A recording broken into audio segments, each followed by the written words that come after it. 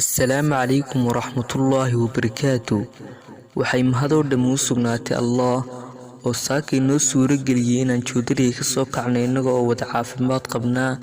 Taasina waxay noo suuro gelisay inaan saaka idinla wadaagno muuqaalkan quruxda badan leh ee aad daawanaysid. Marka hore, dhammaanteen waxaynu jecelnahay in aynu noqono kuwo laga dhex jecel yahay bulshada dhexdeeda.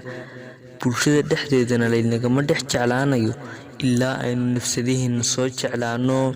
Waxaad arkaysaa qof raba in laga dhex jeclaado bulshada oo aan qiimeynin shakhsiyadiisa iyo qofnimadiisa.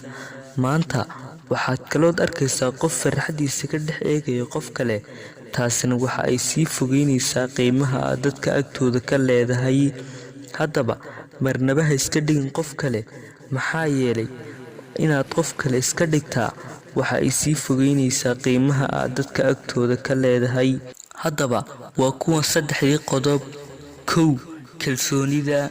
Haddaadan kalsooni u qabin nafsadaada, waxba ma qabsan kartid, wax guul ahna ma gaari kartid.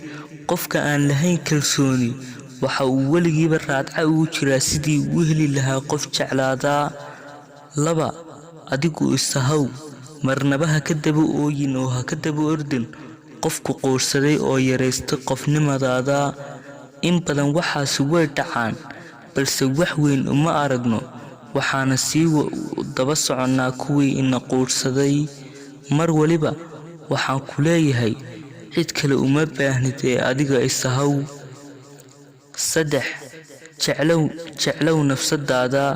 Marka aad jeclaato nafsadaada, waxaa iyaguna ku jeclaanaya bulshada aad ku dhex nooshahay, wayna ku xiisayn doonaan aakhirka. Waxaan ku leeyahay, ma helaysid cid ku jeclaata oo ku qiimaysa haddaadan nafsadaada jeclaan oo aanad qiimayn. Mar walibana ku dadaal sidii aad nafsadaada u jeclaan lahayd. Wassalaamu calaykum waraxmatullaahi wabarakaatuh.